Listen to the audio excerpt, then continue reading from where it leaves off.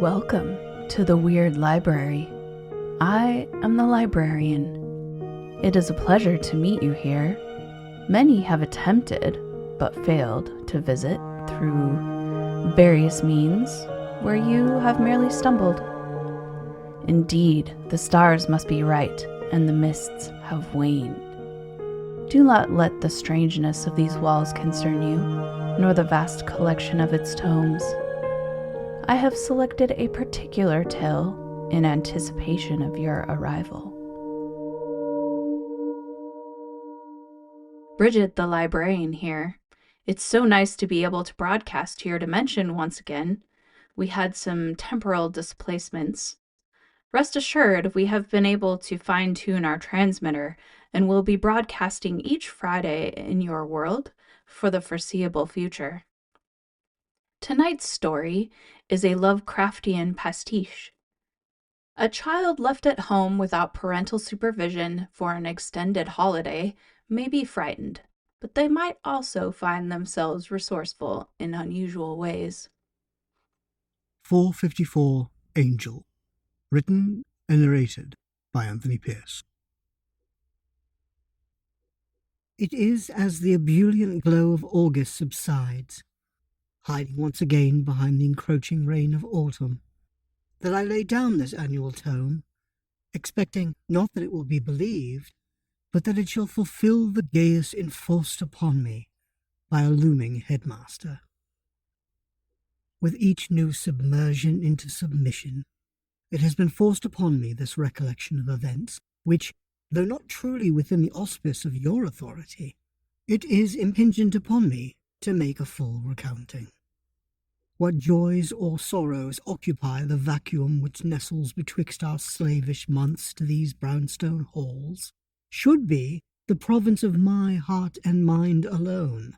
But never can it be said that a figure of authority, particularly a yardstick-wielding martinet, such as these instructors, should know the parameters of their intrusion, or the borders of their students' privacy. And so here do I lay down a retelling of such events as occupied my winsome window of freedom, bookended by the joyful jettison of birthing June bugs and the simmer of a sweltering September. It was at my mother's side that the first few sunsets of the long holiday found me, lounging languidly on one end of the chaise on which she stretched her adult frame to its length. Each of us gave the fullness of our focus to an engrossing tome. Mother, curving the upper corner of each page with a slowness that invoked the slippery sliding of slugs in the garden. Myself, I hungrily devoured a fanciful tale, which ushered my cerebral escape from the vast, incapacitating exclusion which filled my waking days. At length, a sibilant shushing crept to my awareness, and, realizing my mother was dozing, book hooked crookedly in the delta of her arm, I dismissed it as the passive breathing of her pre-twilight slumber. However, noting the oscillating tide of her chest and the true murmur ushering from her barely parted lips, I experienced a gradual dawning that the sound I heard, or believed I heard, did not emanate from her. My head turned like a vane perched about a rooftop apex on a still and windless day. Curious as my young heart was, it remained yet balanced against a tinge of terror. This reflected perhaps my mind's desperate measure at wisdom beyond its ken, and a determination, for its own sake, not to know. Likewise my eyes, cresting the arm of the chaise as they searched for the sound's origin, refused to find focus. Despite these unconscious defenses, still I made pictures of my world. The gas lamp was not hissing. Neither was there any audible emission from the steam vent in the wainscoting. These were not the source. What was, I wondered? Adjacent to our sitting room ran the anterior hall, connecting the downstairs provinces. Low pillars flanked each terminus, 4 in all. They rose roughly to my shoulder and were topped with carved busts. poor recreations of family members long since returned to earth and ash. It was on the nearest of these that my gaze landed. The base of the pillar, abutting the contours of the wainscoting, made for a sliver of relief betwixt the sculpture and the wall against which it stood. Just beyond this, a narrow door, all red oak mounted within a regressed cherrywood frame, hung ever so slightly ajar, so that a black slice of shadowy interior hovered, revealed. My eye would not have discovered it were not the blackness in such stark contrast to the pale pillar and the muted tones of the aged wallpaper in the hall. This, coupled with the barest of movement, as if some unseen hand was rocking the door to and fro in absent nonchalance. Squeezed as my perspective was, the Scythian darkness and bobbing portal gave, to my innocent eye, a sense that the onyx sliver was changing shape, beckoning me into the cellar. There was no further revelation this day, as my first daring attempt to rise stirred my mother, who awoke all peckish. But that evening, as I settled into the enveloping veil of sleep, I heard from somewhere in the house a scratching. It seemed at first to be perhaps the branches of the old willow in the court, swaying aimlessly, ushered by the winds of night. However, a glance to my window affirmed that the dusky garden was still, and the scraping sound both persistent and indoors. I will not profess falsely that I dared follow the audible intrusion to its source that night. Rather, I gripped tightly to downy bedcovers, turned my back to the noise, and after a fitful time without measuring, succumbed to sleep. The sounds met me there. I do not recall pictures of those dreams, a comfort which was to change decidedly throughout those sadly brief months of summer. I only remember, on waking, the lap of waves, and knocking of wood to wood, as if the periodic kiss of dock from dinghy. There were murmurs, nearly lost to winds, which, while having the hint of speech about them, were not of a language or cadence either clear or familiar. These I was left with when I awakened. Nothing more. The next few days were pleasant enough, beset with no intrusions or terrors, but my gaze fell ever to the cellar door, closed presently, but now filled with knowing. It was on the following Friday that my mother received a telegram from my aunts, who were away. All aflutter, she made her apologies, packed hurriedly with some assistance from servants, and departed in a hansom. I was left alone, but for a minimal staff, who prepared meals, dressed linens, and the like, and departed, always before nightfall. The first such night was perhaps the worst, knowing not what remained in the house with me, as the latch turned with the servants' exeunt.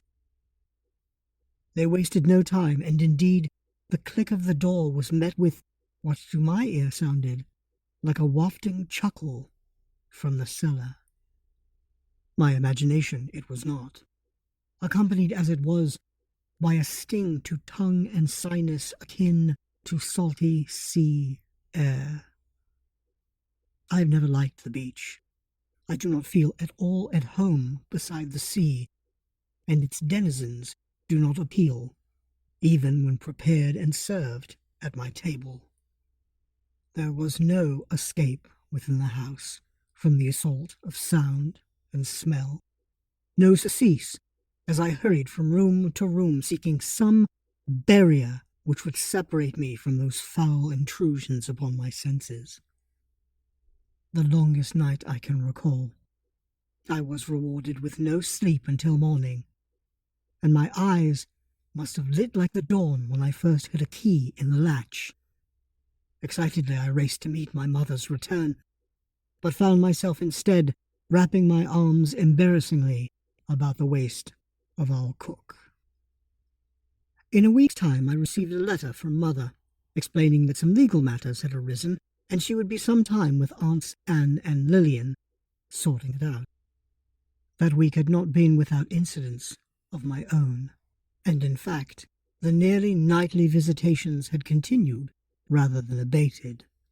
They had not, however, accelerated, and I was beginning to acclimate to the sensations almost with a singular sense of familiarity. I miss my mother terribly, there is no doubt, but with my father on indefinite sabbatical, I think I can be forgiven my longing for the comforts of family. This week had also not been without dreams. Though still mirroring the physical sensations of my waking hours, there was a gradual emerging of imagery in my visions asleep. A fog had joined me, not the veil of obscurement of which all dreams make use, but a wafting blanket, rolling quickly, purposefully, away from me, across the surface of what, night after progressive night, I gradually took to be a wide, expansive lake.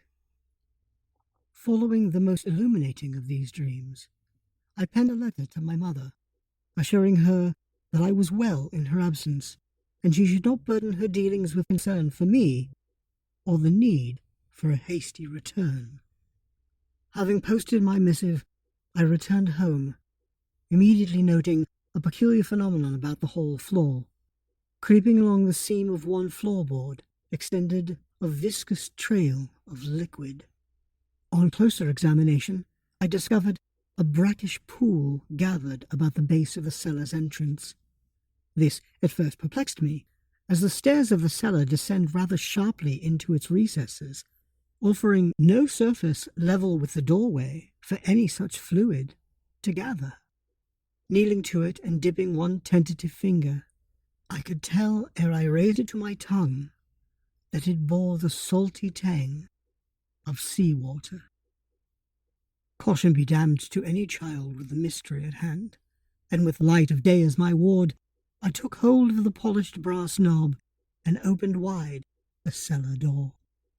The light from the hall found its way past me, illuminating the rippling surface, which I took immediately for what it was. The cellar was flooded. A deep contained quarry of pipes and foundation descended before me, which no light, save what played across its surface, could penetrate. My gaze was captured by so singular an occurrence here in my own home, and I must have stared for time immeasurable at the gentle ripples and swirls about its glassy facade. I am not certain if I saw, or rather sensed, movement within. Writhing, clutching, crawling things, aged by millennia and awaiting their chance to arise. It was perhaps my fancy, but when at last I broke the hypnotic grip, I found myself chilled to my skeleton, and nursing a sturdy Earl Grey and a soothing vegetable bisque in our well-lighted kitchen. Whatever should I do? The flood had not been of my making, but surely no child left alone was ever judged innocent of a mishap therein. And this was no small matter, no spill of milk on white-tiled floor. I elected to investigate further, if only to claim due diligence in the face of my accusers. Donning my gaiters and readying an umbrella, do not ask what perverse and reverse logic suggested this need to me. I opened once again the portal to the cellar. There was no sign of water. If it had drained away in the last hour, it must have been by some cyclopean sump device, a vacuum of tremendous proportions and power. For not only was the cellar no longer a housebound shipwreck, but nary a puddle remained upon the stairs. I took my first step downward, checking my sturdiness with the rail a grip in one hand and my umbrella, still tightly closed, I was, after all, indoors, wielded aggressively in the other. I descended further. Midway down, The stairs transitioned from a skeletal wooden structure to masonry, ascending directly from the cellar floor. This was no new particular, I assure you. I mention it only to remark upon the arrangement of the lighting, for it is at this point that a lamp hangs directly downward affixed to the crossbeams overhead. I am admittedly too small to reach it, but it was here that the umbrella came into good use, and I was able, after several tries, to harness it with the handle. However, before I could pull the lamp close enough to light, I was met with a startling stabbing pain in my hand upon the rail. I jerked back, feeling lacerations across my fingertips. The lamp, though unlit, did still serve to reveal to me my pain's origin, for, now swinging, its base reflected the fractured light from the hall above, becoming something of an impromptu lighthouse on the shores of my mysterious sea. And sea it was, for I was able to make out jagged edges decorating the railing from this point downward. Barnacles. It was as if the single window of existence had allowed the vanishing flood to implant a residue of centuries. Staring, confounded by this enterprise, I became aware of a shadow above me, something mirroring the lamp in its decreasing arc. Following this to its course, I captured a brief but sufficient impression. Swinging above me, draped entwined with the lamp's handle, was a narrow, glistening strand of seaweed.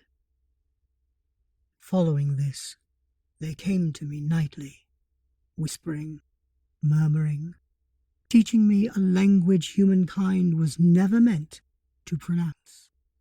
I dreamed lucidly, every night without exception, as if making up for centuries of silence. Some nights I was blessed with complete stories, expansive visions of cyclopean cities, and of beings too large to take all in one view. Other nights there were fragments, fractured glimpses of tombs and the dead, of mist-covered seaside villages, and townsfolk with awkward gaits and bulbous eyes. Some nights they urged me so harshly from dreams to waking that I felt compelled to chronicle such as I could recall, before finding any hope of rest. In time, my recollections became clearer, and I was able to appease their insistent urgings, earning the occasional window of surcease. At length I received a letter from my mother, tinged both with sadness and love. She would be returning, along with my grandfather and aunts, all of whom were now meant to reside with us here at 454 Angell Street. She professed her love and excitement to hold me once again, and assured me that she would make up for our lost summer together. With only a few days of privacy left me, I made ready for their return. I had highlighted many portions of my dream diary, circling and underlining some passages almost to obliteration. From these I made my preparations, gathering candles and other supplies from the linen cupboard and throughout the house. Recent rains had left their residue, and I recovered water and mud from a formidable puddle off our back stoop, and a scrambled search through the disposed remains of several dinners provided the carcass fragments I required. As night fell, and the servants once again left me to my devices, I descended to the cellar and made ready for the return of the deep ones. I laid clean linens beneath me, describing a shape explained to me in a dream involving a mad Arab. This design I outlined with a trail of wax, marking each necessary pinnacle with a solitary candle. I worked diligently in the now familiar and singularly comforting auspice of the cellar, reveling in its coolness and similarity to the earthen burrows of the dead revealed to me in my dreams. When mixtures of water and earth were married with other less elemental components, I at last knelt within my flickering temple and spoke words unspoken since before man emerged from the ocean's dark and chilling bosom. Footloy, Mogunaf, Wool, Rotye, Gotnoggle, Footloggin, I recited, as phonetically as I had heard in my dreams, and as faithfully as my human tongue would allow. I continued, and at length was rewarded. A sloshing, splashing sound issued from a deep, lightless corner of the cellar. Thick, brackish water slid from the shadows in every direction, encompassing my candlelit fortress. My heart caught sharply in my throat as I feared the flood would overtake me, dousing my flames and once again filling the cellar, taking me with it to an abrupt and atremendous grave. But the viscous perimeter held its position, pausing almost respectfully at a distance. Moments passed, my wide eyes peering into the shadows, deepening beyond my candlelight, and so it was that a faint and hollow popping sound came to my ears. It was as though bulbs of seaweed were crushed underfoot, or the cups of a gigantic tentacle were finding their way across the concrete cellar floor. As indeed they were. A thick, fleshy tendril twisted into and out of the light. Visited by others, one central appendage made its way across the floor, conveying along an extended pool of Stygian seawater. The cellar stank. A Piscean miasma which choked bile up into my throat. This scathing burn invoked a pause in my incantation, which continued on without me, hummed and murmured by masses yet hidden in the shadowy veil. It was carried across eternity on 1,000 inhuman tongues, from the mouths of beasts neither fish nor human, which lurked and swayed just beyond my aura of firelight. The tentacle approached, a writhing, questing thing, which made its way unerringly to my side. Stricken, steadfast, I felt it sweep up the length of my body, finally touching down on the flushed flesh atop my throat. It caressed the course of my cheek, and on it discovered the signature of my terror, the salt-heavy stream of a tear. I became aware of other tentacles, smaller, yet still enormous for all that. These probed blindly about the cellar, which now seemed to echo great crumbling cities constructed at nonsensical angles.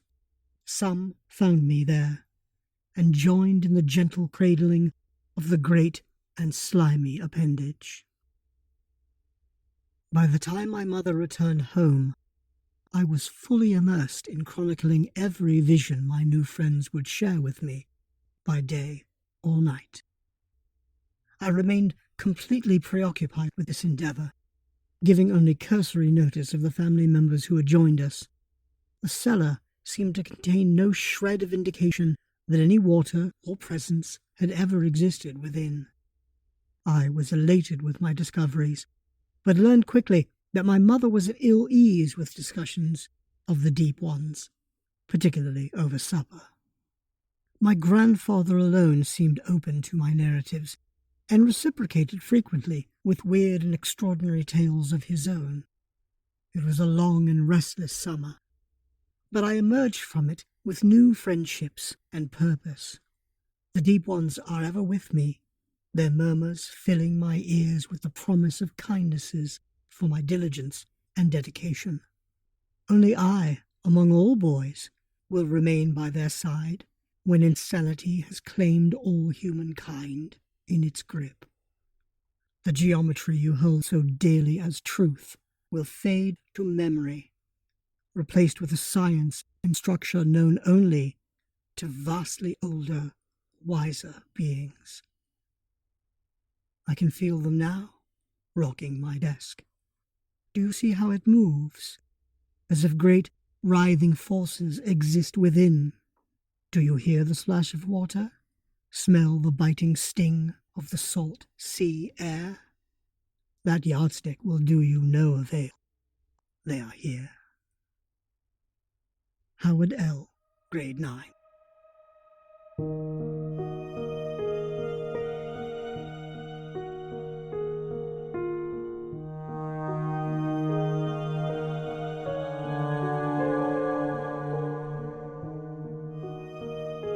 It has been wonderful having you visit, but time is fleeting. The universe has begun to shift away from our convergence, for now.